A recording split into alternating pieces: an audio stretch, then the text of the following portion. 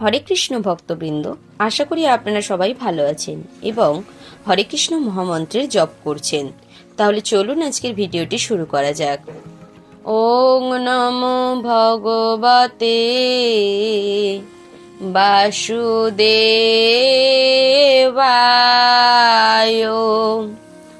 ওং নমো ভগবতে বাসুদেবায়।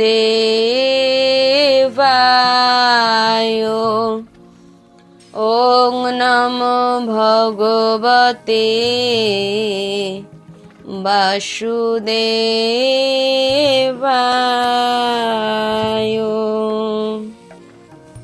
শ্রীমদ্ ভগবদ গীতা দ্বিতীয় অধ্যায় সাংখ্যযোগ, শ্লোক নম্বর 58।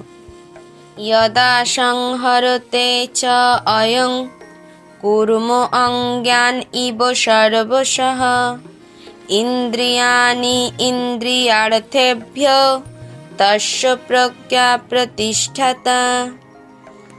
যদা, যদা শব্দের অর্থ কি? যখন।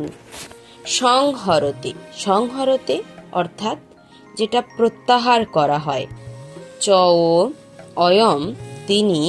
কুর্ম শব্দের অর্থ হচ্ছে কচ্ছপ। ভগবানের একটা অবতার কুর্ম অবতার, অর্থাৎ কচ্ছপ রূপে তিনি অবতার গ্রহণ করেছিলেন।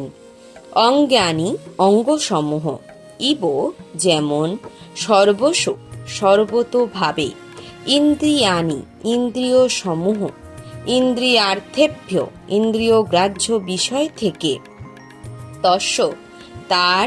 প্রজ্ঞা, চেতনা। প্রতিষ্ঠাতা, প্রতিষ্ঠিত।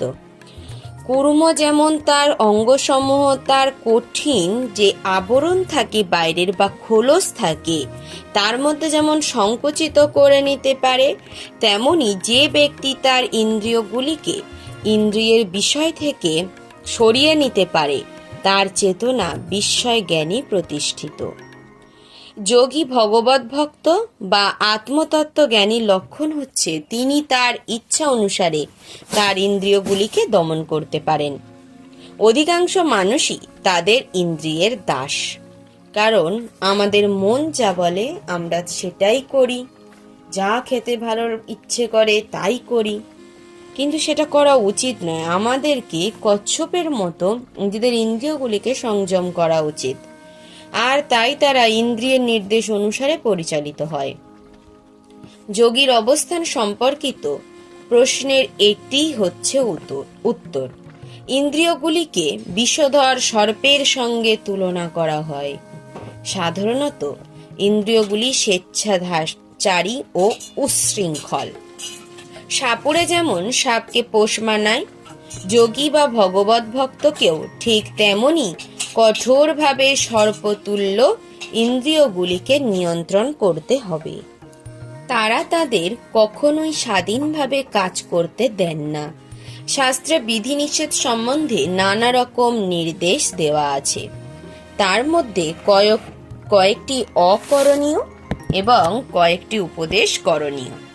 এই সমস্ত বিধিনিষেধের নির্দেশগুলি আচরণ করার মাধ্যমে ইন্দ্রিয়গুলিকে সংযত না করতে পারলে কৃষ্ণ ভাবনায় সুদৃঢ়ভাবে স্থিত হওয়া সম্ভব নয়। এই সম্বন্ধে এখানে খুব সুন্দরভাবে কুর্মের উদাহরণ দেওয়া হয়েছে। কুর্ম যে কোনো সময় তার অঙ্গগুলি তার খোলসের মধ্যে গুটিয়ে নিতে পারে, আবার প্রয়োজন হলে তাদের বার করে আনতে পারে। ঠিক তেমনি কৃষ্ণ ভাবনাময় ভগবত ভক্ত ভগবানের সেবার বিশেষ প্রয়োজনেই কেবল তার ইন্দ্রিয়গুলিকে ব্যবহার করেন, আর অন্য সময় তাদের গুটিয়ে রাখেন। অর্জুনকে এখানে শিক্ষা দেওয়া হয়েছে তার নিজের তৃপ্তি সাধনের জন্য। ইন্দ্রিয়গুলিকে ব্যবহার না করে ভগবানের সেবায় সেগুলিকে নিয়োজিত করবার জন্য। ভগবানের সেবায় কিভাবে ইন্দ্রিয়গুলিকে নিয়োজিত রাখতে হয় তা কুর্মের দৃষ্টান্ত দিয়ে বোঝানো হয়েছে, যেহেতু কুর্ম ইন্দ্রিয়গুলিকে গুটিয়ে রাখতে পারে। শ্লোক নম্বর 59। বিষয়া বিনিবর্তন্তে নিরাহারস্য দেহিনঃ রসবর্জং রস অপি অস্য পরং দৃष्ट्वा নিবর্ততে। বিষয় শব্দের কি অর্থ? না ইন্দ্রিয় সুখ ভোগ করার যে বিষয় সমূহ। বিনিবর্তন্তে অর্থাৎ কি নিবৃত্ত করতে। নিরাহারস্য নেতিবাচক উপায়ে। দেহিনু দেহির রসবর্জম বিষয়ের স্বাদ বর্জন করে। রস ইন্দ্রিয় সুখভোগ অপি যদিও অশ্ব তার পরম উৎকৃষ্ট বস্তু দৃष्ट्वा দর্শন করে নিবর্ততে নিবৃত্ত হন। দেহধারী জীব ইন্দ্রিয় সুখভোগ থেকে নিবৃত্ত হতে পারে, কিন্তু তবুও ইন্দ্রিয় সুখভোগের আসক্তি তাদের থেকে যায়। কিন্তু উচ্চতর স্বাদ আস্বাদন করার ফলে সেই বিষয় তৃষ্ণা থেকে চিরতরে নিবৃত্ত হওয়া যায়।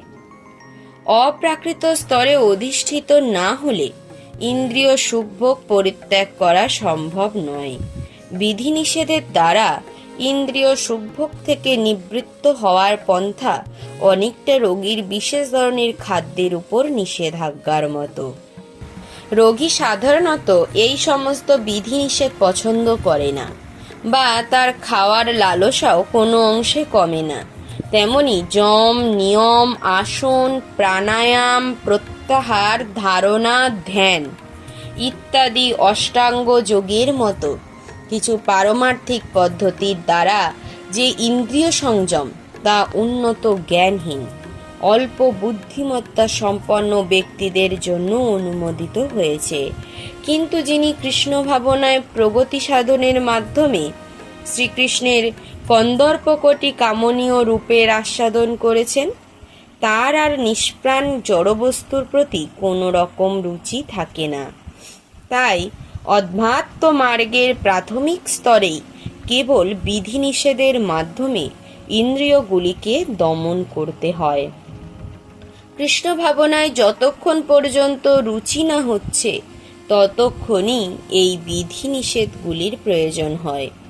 যখন কেউ প্রকৃতপক্ষে কৃষ্ণ ভাবনায় অধিষ্ঠিত হন, তখন তিনি আপনা থেকেই ইতর বস্তুর প্রতি তার রুচি হারিয়ে ফেলেন।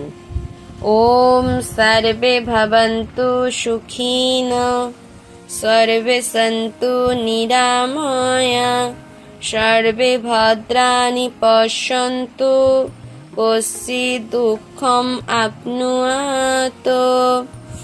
ওম শান্তি ওম শান্তি ওম শান্তি।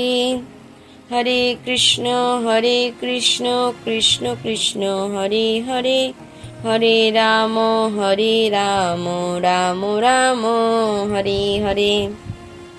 শ্রীমদ্ ভগবদ গীতা যথাযথ কি জয়। শ্রীল প্রভুপাদ কি জয়। অনন্ত কোটি বৈষ্ণব বৃন্দ কি জয়।